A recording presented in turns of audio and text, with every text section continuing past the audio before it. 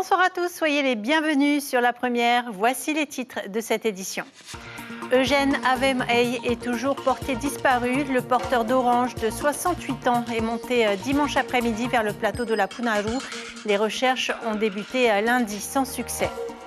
Il pourrait succéder à Père Christophe lorsque ce dernier prendra sa retraite. Nous découvrirons ce soir le parcours de John Ganarua. Cet ancien sans-abri est aujourd'hui l'un des acteurs essentiels du nouveau centre d'accueil de jour Tevaï Été.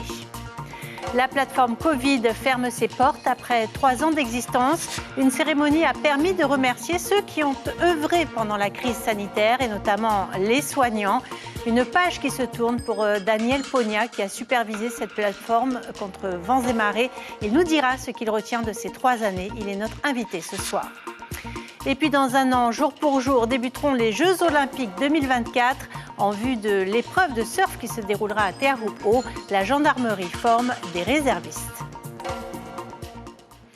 Tristesse et inquiétude à Punauia, alors que la fête de l'orange vient tout juste de se terminer. Un cueilleur d'oranges est porté disparu dans la vallée de la Punaru. Parti dimanche après-midi, Eugène Avemey, 68 ans, n'est jamais redescendu depuis lundi soir. Sa famille, les membres de l'association Paruru Ite Fa'ano Punaru et des bénévoles parcourent les vastes sentiers pour tenter de le retrouver. Ayata Tarahu et Patrick Tsinsing se sont rendus sur place aujourd'hui. Le véhicule est marqué par le temps. Il n'a pas bougé depuis dimanche après-midi.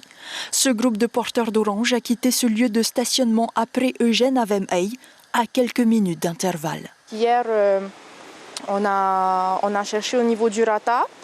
On était une quarantaine mobilisée. Donc toute la cueillette d'oranges a été mise en stand-by. Tout le monde est passé pour aider. Il faisait très froid. Donc il a plu toute la journée, c'était glissant. Depuis lundi soir, des bénévoles se succèdent pour rechercher le sexagénaire, malgré un ciel très capricieux. Yvon n'avait plus traversé ces bois depuis 8 ans. Pour lui, je suis obligé de faire ça. Si les chances de le retrouver en vie sont minces, ses frères, son fils et les porteurs d'orange persévèrent. Il faut toujours essayer de garder l'espoir, mais c'est dur. Pendant les recherches, on appelle toujours, on crie, mais pas de réponse. Et comme c'est un fumeur, normalement, la nuit, il doit faire du feu. Mais là, rien du tout. Fin connaisseur de cette vallée qu'il côtoie et chérit depuis son plus jeune âge, ses 3 enfants croient encore au retour de leur père, cet enfant de Punauia. Oui, le dernier drame survenu dans la vallée de la Punaru s'est produit à la fin du mois d'avril. Ralph Aviri, chasseur expérimenté, y avait trouvé la mort. Ce portrait à présent d'un homme qui pourrait bien succéder à Père Christophe lorsqu'il prendra sa retraite. Il s'agit de John Ganarua. Le parcours de cet ancien sans-abri originaire des Tuamotu est un exemple pour les sans domicile fixe qui veulent eux aussi changer de vie. Stéphane Ratino et Patita Savea l'ont rencontré. Avoir une clé, cela ne paraît rien. Mais derrière la porte se découvre un nouveau monde. Un lieu à soi, un lieu partagé, quand la rue tient à la fois d'horizon et d'univers clos. John, c'est le porteur de clé de l'accueil Tevaï Été. Un îlot comme une oasis. Cet ancien citoyen des rues est devenu l'homme orchestre de ce rendez-vous de la fraternité.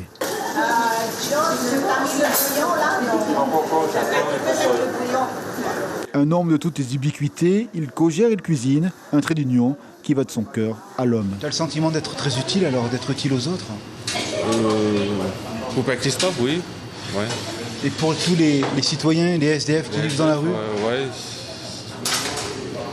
Ça aide un peu à aider les SDF.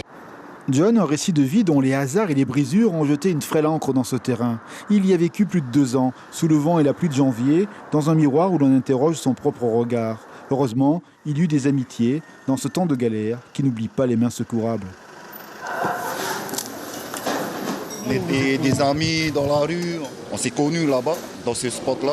C'est un exemple pour nous aussi. Et lui, il montre l'exemple pour aider tout le monde. Il partage sa vie pour tout le monde et il ne se plaint pas de ce côté-là. Au contraire, il aime bien servir tout le monde. Avoir sa clé. John a désormais sa chambre. Il loge au presbytère de Papeete, un lieu à soi, tout sommaire, inondé d'une douce lumière matinale. Un chez lui rectangulaire, une géométrie de nouveau possible, loin de la rue et de son intranquillité. C'est quand il pleut, il faut se déplacer. Et les vols, quand tu dors, tu te fais voler. Ça, il y a des autres, ils aiment bien avoir des chiens. Pour se protéger des voleurs. Ici, les chiens, c'est pour la compagnie, c'est pas pour se protéger. Non. Non, il a adopté ces chiens. Non.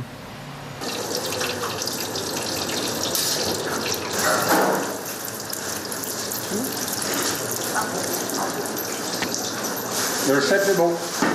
La métamorphose de John, pareil à ce levain dont le travail des hommes et la confiance des autres redonnent goût et force à la vie.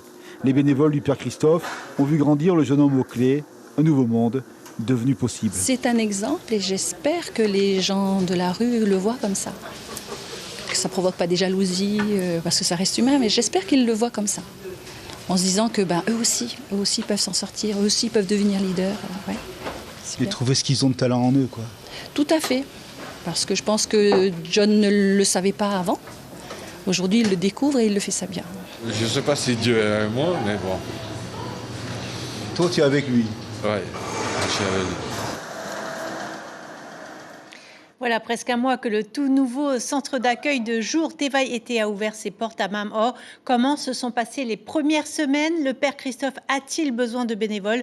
Je vous propose de rejoindre tout de suite Stéphane Ratineau depuis le centre d'accueil Tevaï Été. Oui, bonsoir Cybèle, vous le voyez derrière nous, c'est la fin de service ce soir à l'accueil Tevaï Été pour le repas du mercredi soir assuré par l'ordre de Malte. Justement, nous avons Florent Roy qui est avec nous, le délégué pour le Fénois. Bonsoir Florent. Bonsoir. Vous avez pris également possession de ce bâtiment. Alors, est-ce que la vie de vos bénévoles a changé avec ce bâtiment nouveau? Alors, la vie de nos bénévoles, oui, a changé, mais c'est surtout la vie des personnes qui sont reçues qui a changé. Parce qu'ils ont un service à table, des assiettes, ils peuvent se poser, manger dignement. Et c'est surtout pour eux que ça a changé. Nous, notre confort, il passe après. Mais c'est vrai qu'on est très bien ici. Et la relation humaine également a changé entre les citoyens des rues et les bénévoles. C'est plus fluide, c'est plus chaleureux. Bah oui, parce qu'on peut s'asseoir avec eux, on peut discuter, on peut prendre le temps. À la rue, voilà, il n'y a pas de dialogue. Que là, on peut passer du temps avec eux. Voilà. Merci beaucoup Florent Roy. Père Christophe, alors vous êtes, j'allais dire, le géniteur de ce lieu-là. En politique, on parle des 100 jours. C'est quasiment un mois d'activité ici. Alors, est-ce que la vie a également changé pour vous et pour tous ces jeunes gens qui vous visitent tous les jours? Oui, elle a changé pour tout le monde. Aussi bien pour les bénévoles, puisque c'est un lieu qui est quand même adapté et qui leur permet de travailler dans des conditions beaucoup plus agréables et surtout d'inclure davantage de personnes à la rue dans les activités, que ce soit dans la préparation des repas, que ce soit dans tout ce qu'on fait. Et puis pour les oiseaux, nos oiseaux bien sûr, parce que d'abord il y a une possibilité de prendre sa douche, de laver son linge, tous les aspects pratiques. Et puis surtout l'espace qui a été conçu par l'architecte est très ouvert, c'est-à-dire c'est ouvert devant, ils n'ont pas l'impression d'être enfermés. Il y a beaucoup d'espace, donc ils ne se dérangent pas quand ils se lèvent de table, qu'ils vont se servir. Et ils sont enthousiastes actuellement et surtout ils participent bien aux activités, c'est-à-dire aussi bien faire la vaisselle que faire le ménage, que participer à toutes les activités. On va se rôder à cela encore jusqu'à la fin août. Et puis fin août, on va essayer de passer à l'étape suivante, commencer à mettre en place des activités dans la journée et puis des formations. On l'a vu dans le reportage tout à l'heure, John, qui vous aide beaucoup. On parlait indirectement de la parabole des talents. Ce lieu-là, c'est un lieu pour faire éclore justement les talents qui sommeillent dans tous ces êtres qui sont avec vous. Voilà, notre objectif, c'est cela. C'est en tout cas d'abord de les remettre debout, j'allais dire physiquement, santé, etc. Et puis de leur redonner une dignité, redonner espoir dans la vie. Et puis ensuite, de pouvoir les laisser s'envoler. Alors John, c'est un cas un peu à part, puisque lui, effectivement, il reste en activité avec nous, ce qui est bien, mais l'objectif n'est pas de les garder. L'objectif, c'est de les remettre en condition pour qu'ils puissent repartir dans la vie, retrouver les leurs et construire leur vie. Merci beaucoup, Père Christophe. Vous le voyez, beaucoup de monde ce soir, beaucoup de bénévoles de l'Ordre de Malte qui viennent aider le Père Christophe. Il y a beaucoup de bénévoles tous les matins ici pour faire vivre justement cette idée de l'humanité. Voici Cybèle ce qu'on pouvait dire ce soir. Merci beaucoup Stéphane Ratineau et merci également à Nicolas Suire derrière la caméra. Le mécontentement du candidat à la présidence de la CCISM, Kelly Hassine, la tête de liste de CCISM 2028, ne comprend pas pourquoi les résultats provisoires qui le donnaient vainqueur dans 3 collèges sur 4 ne sont toujours pas validés. Il comprend encore moins que le ministre de tutelle propose un retour aux urnes. Kelly Hassine n'a pas encore arrêté sa décision, mais après avoir consulté ses colistiers, une tendance se dessine. Écoutez-le, il répond à David Chang. Il y a en tout cas 3 tendances qui en ressortent. La première, c'est de dire il faut demander au tribunal administratif de statuer sur ces élections. D'accord ? Il y a une deuxième tendance qui ressort qui consiste à dire retournons aux urnes. Il n'y a pas de souci. Hein. On va travailler encore les patentés pour retourner aux urnes. Et la troisième solution est de dire je pense qu'on nous a pris pour des imbéciles. Je pense qu'on n'a pas respecté le vote des urnes. On n'a pas respecté les patentés. On n'a surtout pas respecté ceux qui sont venus voter, qui se sont déplacés pour venir voter. Et du coup, vous avez cette tendance qui consiste à dire écoutez, on s'arrête là. Cette bonne nouvelle pour les consommateurs, le Conseil des ministres a décidé de baisser le prix de l'essence et du gasoil. À partir du 1er août, les prix vont baisser de 5 francs par litre. Plus de 10 000 personnes ont assisté au discours d'Emmanuel Macron sur la place des Cocotiers en Nouvelle-Calédonie hier. Il a notamment proposé un pacte du pardon et de l'avenir pour avancer vers un nouveau statut, celui d'une Nouvelle-Calédonie dans la France. Voici les grands axes de sa prise de parole. Sur la place des Cocotiers à Nouméa, la statue de Jean-Marie Tjibaou et de Jacques Lafleur. Cette poignée de main historique, ce symbole de la paix. C'est ici, devant plus de 10 000 personnes et 5 ans après sa première visite, qu'Emmanuel Macron s'est adressé aux Calédoniens.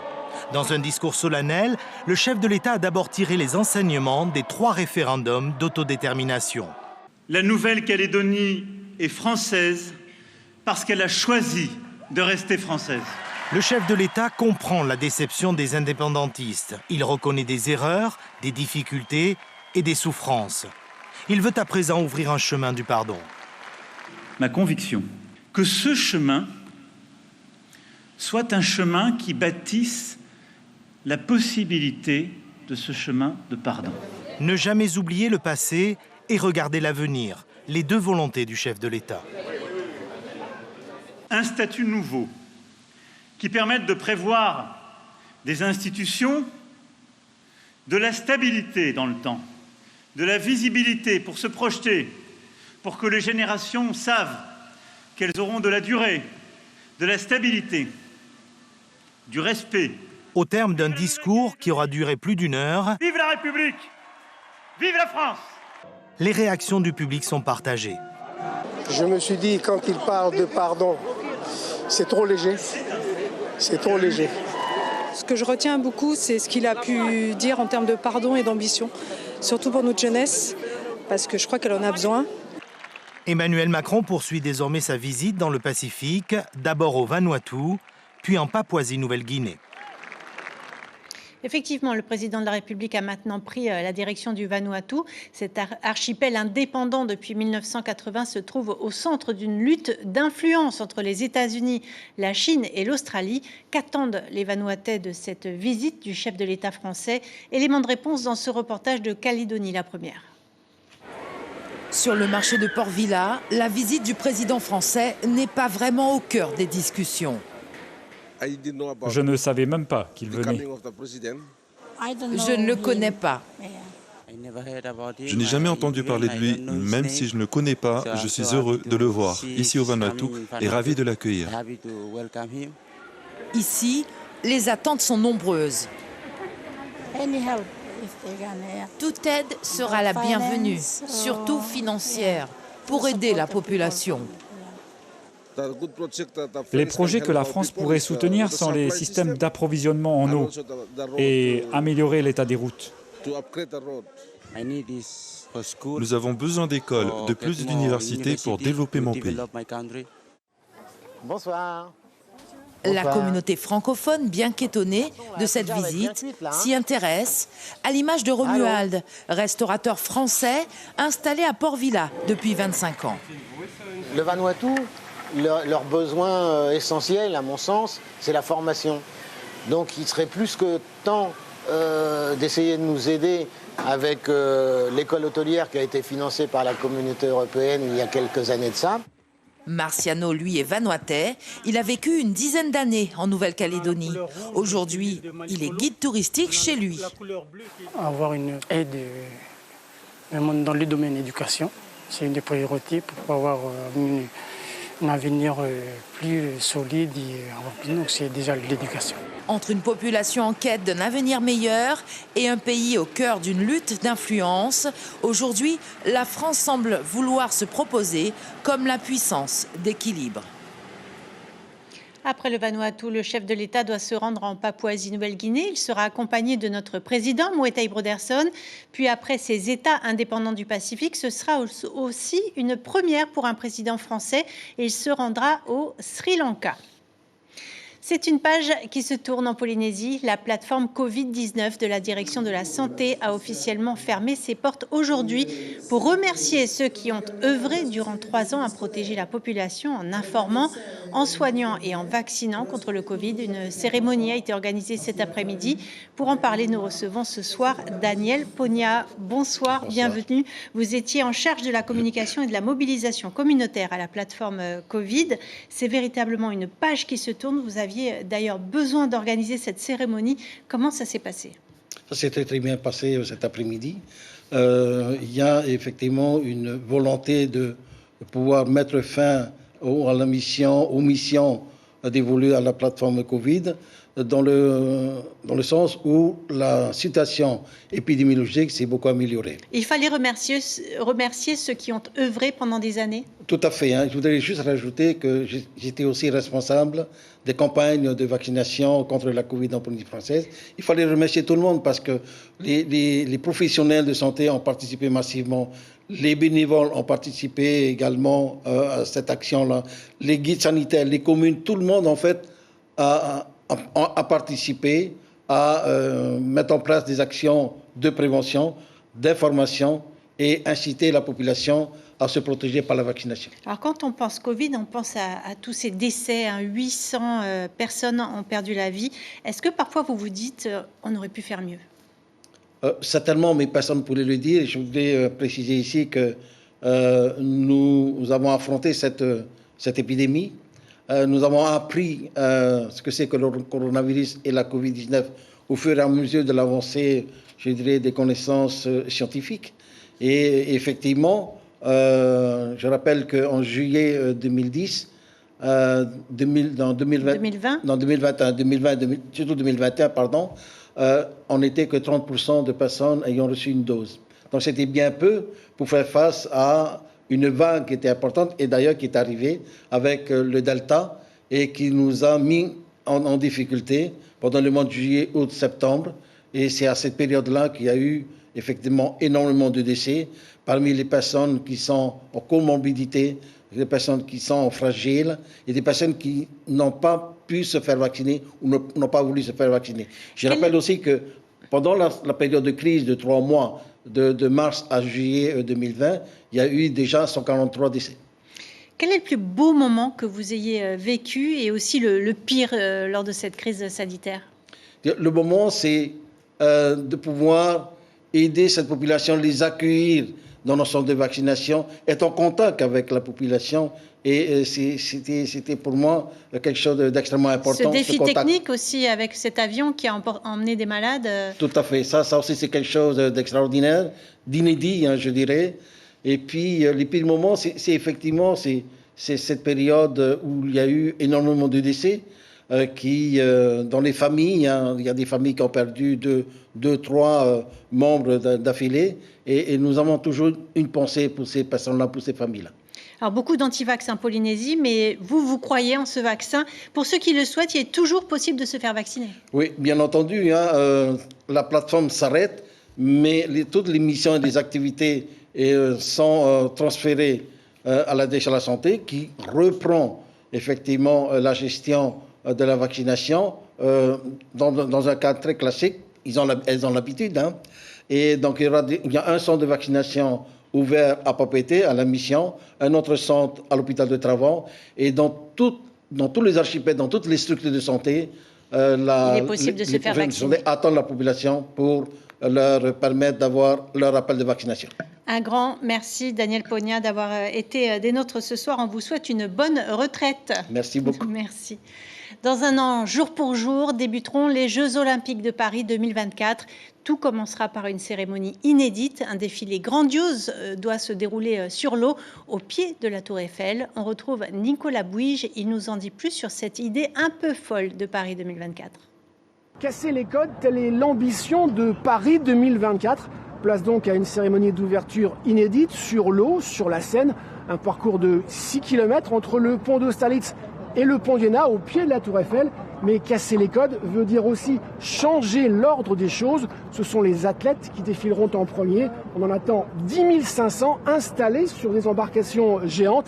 Émotion garantie, émotion encore avec le spectacle qu'on nous promet total. Performance artistique sur tout le parcours et à l'arrivée au Trocadéro pour le grand final devant pas moins de 600 000 spectateurs.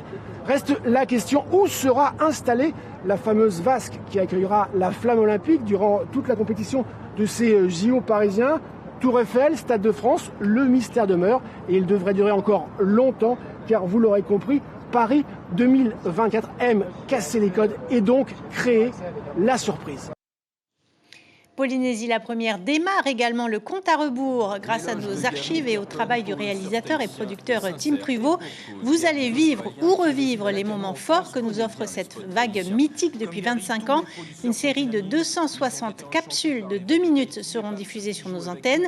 Des images à couper le souffle avec les exploits des surfeurs légendaires qui ont eu le courage d'affronter la gauche de Hawaii.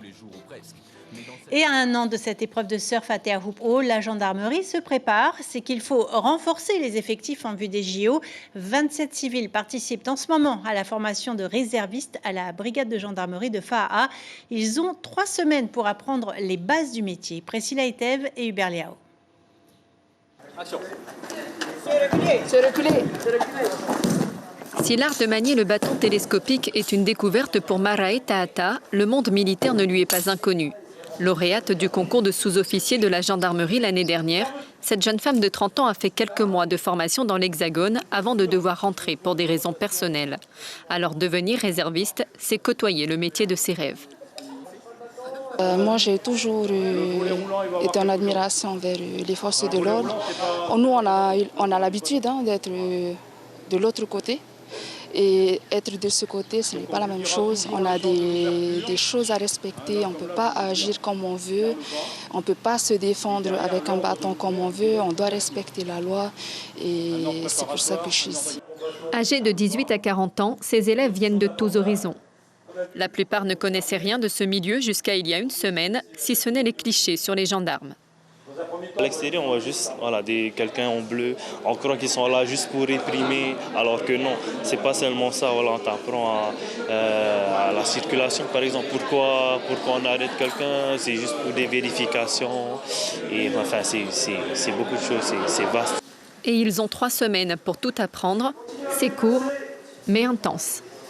On a des cours militaires sur les grades, la déontologie, pour expliquer vraiment la profession, les règles à comment obtenir pour être gendarme réserviste. Après la formation IP, donc professionnelle, de moyens de radio, APJA, parce qu'ils sont tous APJA, ils vont prêter serment au tribunal le 3 août.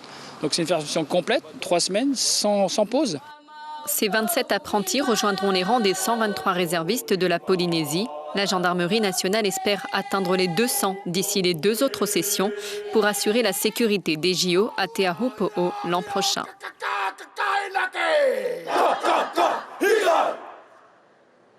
Voilà, la prochaine session de formation des réservistes aura lieu du 16 octobre au 3 novembre, puis la dernière en janvier 2024.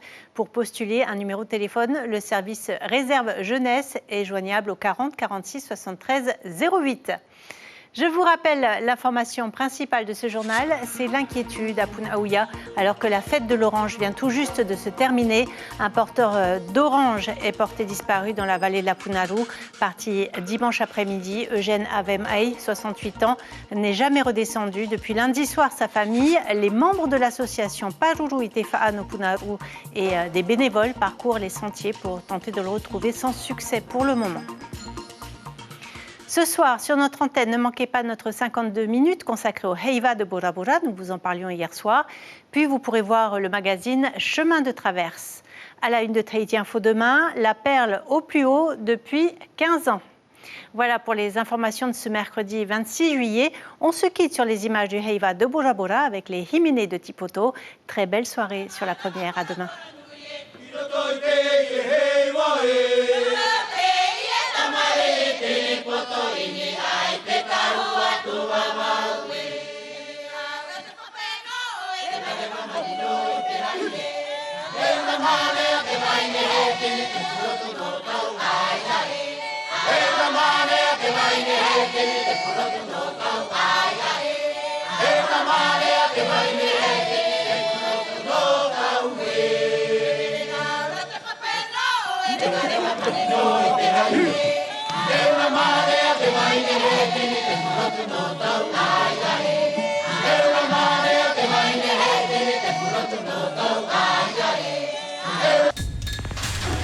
L'information en continu sur Polynésie la première, Internet et réseaux sociaux.